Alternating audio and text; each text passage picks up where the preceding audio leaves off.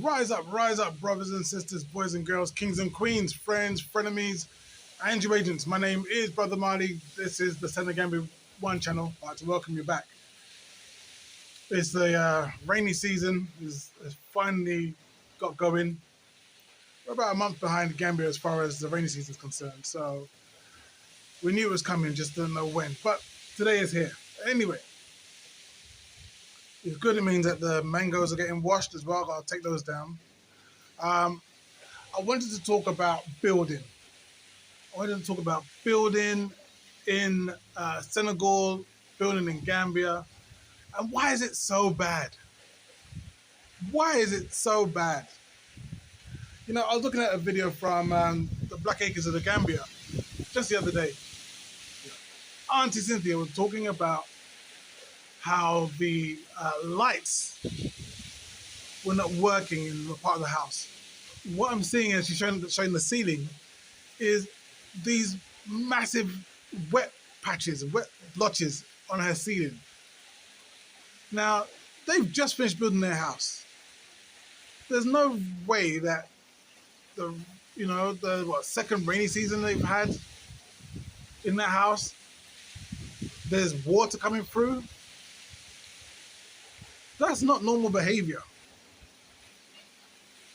Why is it that the building standards are so bad over here? Here in Senegal, there's a place in Dakar called Almadi, and just a few weeks back, this happened.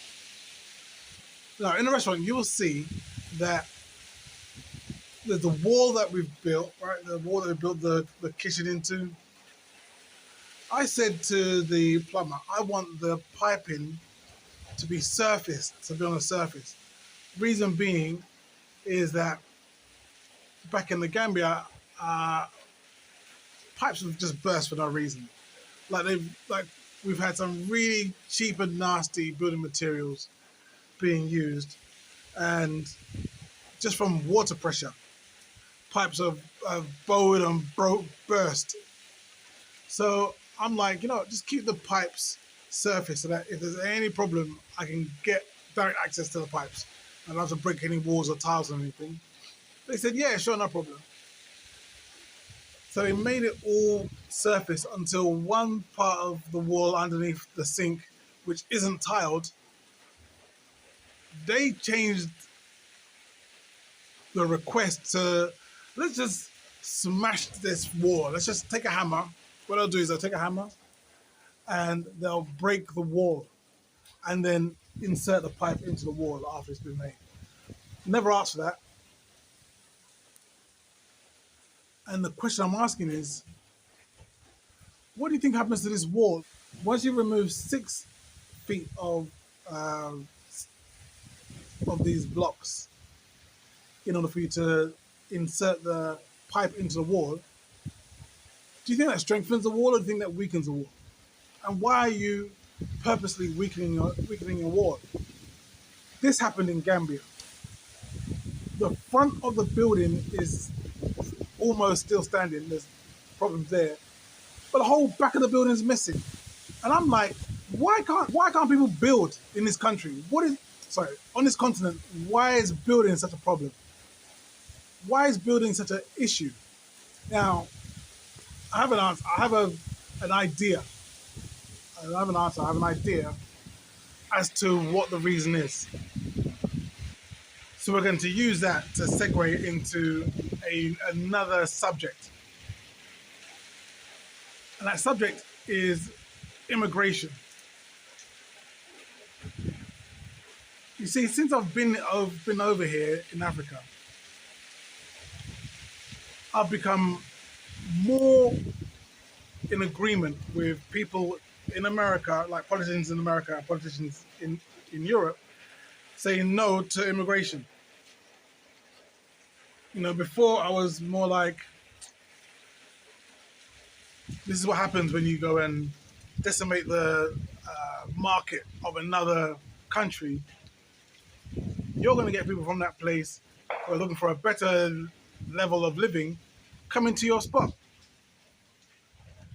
But now that I've been here for a while, I've seen how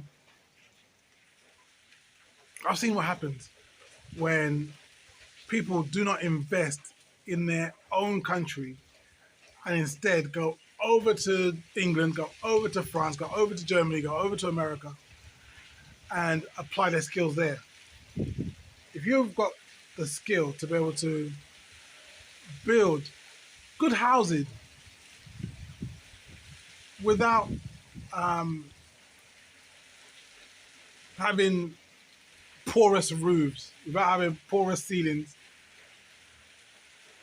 then stay in your country and build houses with proper roofs and with proper ceilings. Don't take your skill and go elsewhere and then just leave the dummies over here. The people who have no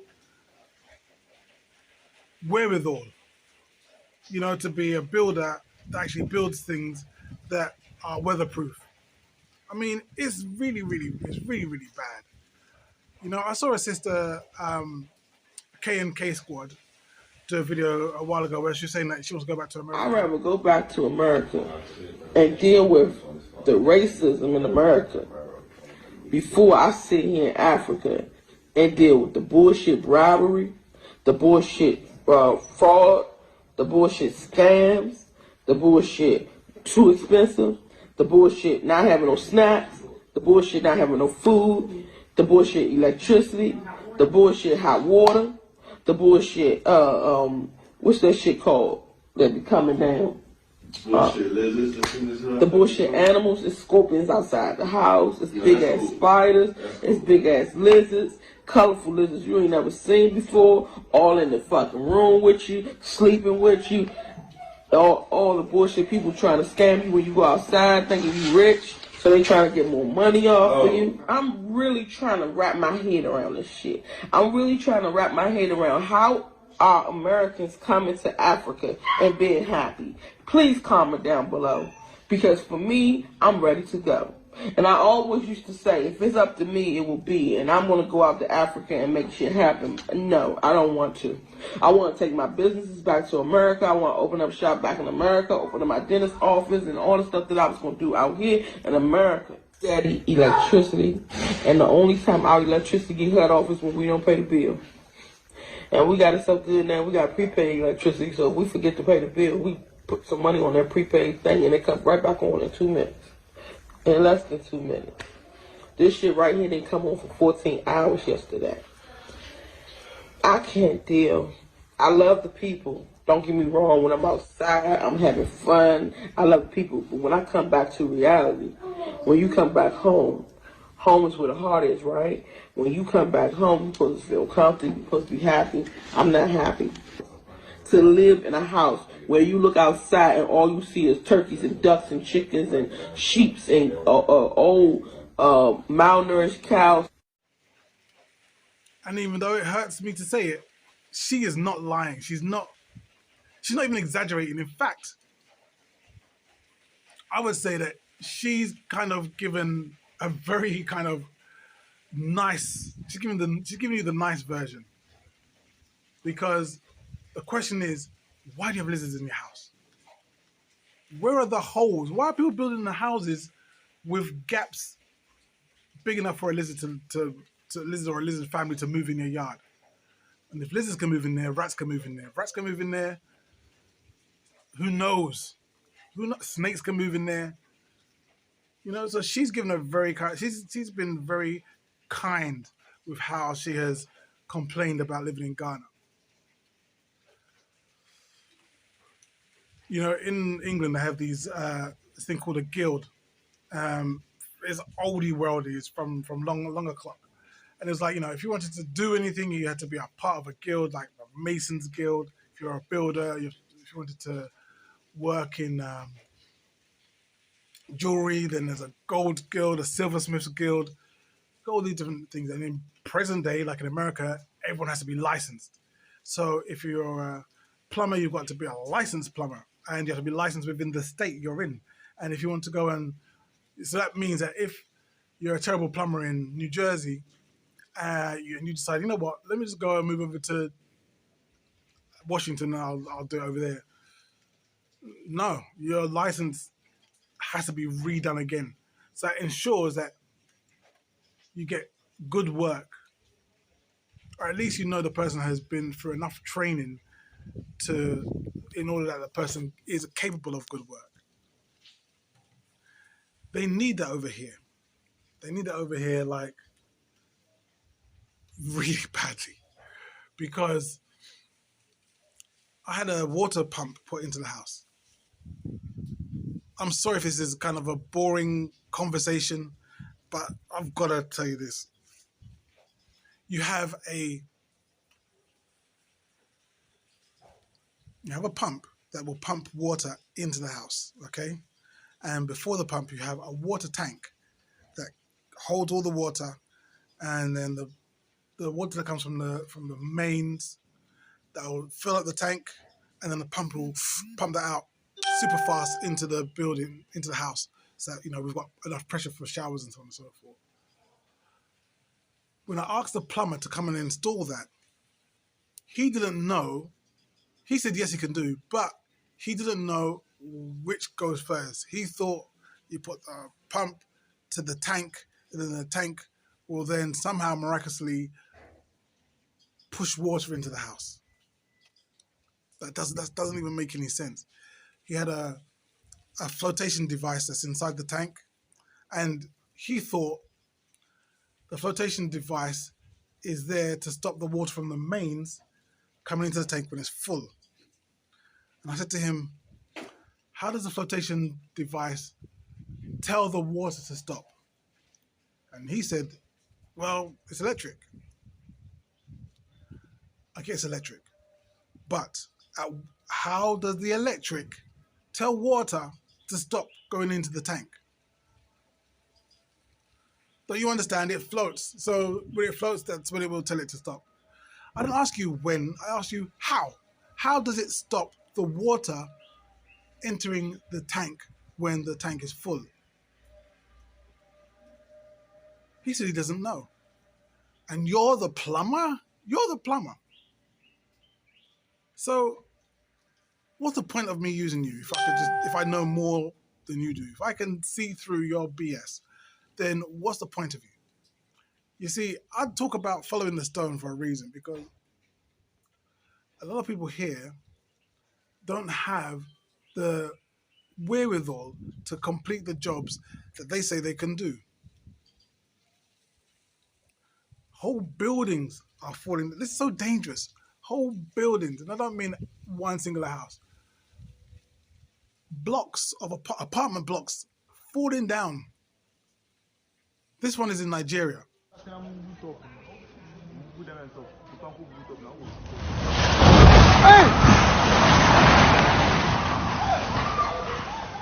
Huh.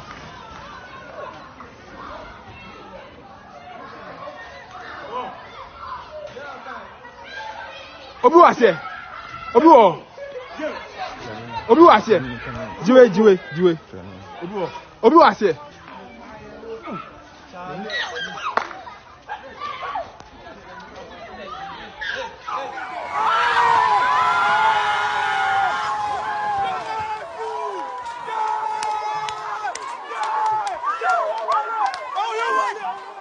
This is Idiaba Road. Yeah? Managana Junction. A building just collapsed here now, and they said we have 5 people trapped under the collapsed rubble. So please, we are calling on the emergency quarters to please, and those that they can call people, please, to help rescue, please.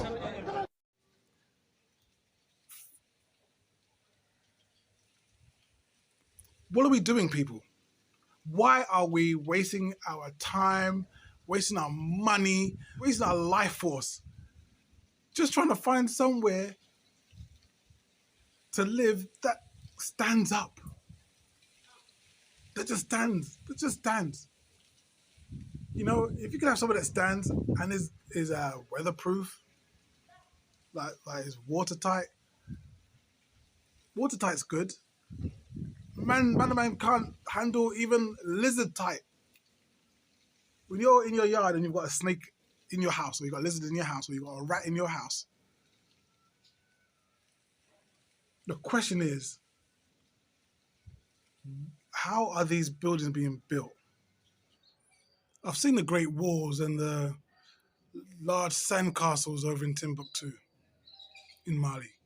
I've climbed, well, I won't say I've climbed on like the first two levels of one of the Great Pyramids in Egypt. Massive, huge stones, huge boulders. Like, African people have been building since the dawn of time. So what happened that we got to this? To what standard are these plumbers plumbing? Why are we buying lights that stop working after a short period of time? Why are we having sponge roofs and sponge ceilings?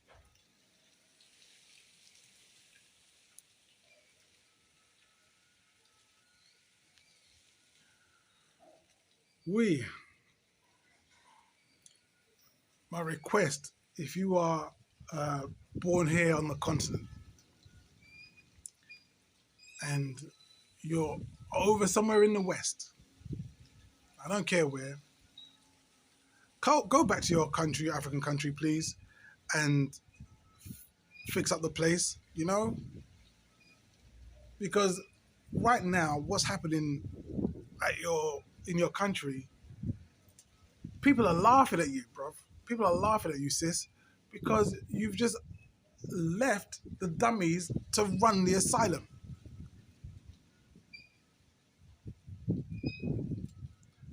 Man, now I'm not including all Africans. I'm gonna say this at the end. I should have said this at the beginning, but I'm gonna say it at the end because I want to see who's actually gonna watch this to the end before they start commenting. No, you can't say that about all Africans. So not saying this is all African people. I'm sure there is somebody out there who can do plumbing. I'm sure there is someone out there who knows how to make a roof that doesn't include rainwater dripping onto your light fixtures. I'm sure there are plenty of buildings in Dakar that are still standing, that haven't fallen down. There are lots of buildings over in Gambia that are still standing and they haven't fallen down. But if there was one building in London that just fell down because it felt like it, that would make the evening news. If there was one building in Charlotte, North Carolina, that just toppled over because the wind blew. No, let me not say the wind blew, because I know that a lot of American buildings are made out of flipping matchsticks and cardboard. So the wind blows and your buildings fall down. I do understand that. I don't get it. I don't know why that is, but I know that happens a lot in America. I've seen the images of, we have a storm. Look at that house flying across the sky. I know that happens over there. But a brick building has no business flying across the sky or falling down or whatever it is because of people not doing the building correctly. When I was there in the restaurant, I even said in one of the first videos that the guy who was building the partition wall didn't break the tiles first. He had left the tiles as they were and then just started building the wall on top of the tiles. So that's not how it's supposed to work. It's supposed to remove the tiles first and then build onto the concrete underneath. But if you don't do it, then the wall falls down, so who cares? That's the kind of stuff you got to be watching for when you're following the stone. That's the kind of stuff you have to be looking for. You need to ensure that people do the work they're supposed to do the way they're supposed to do it.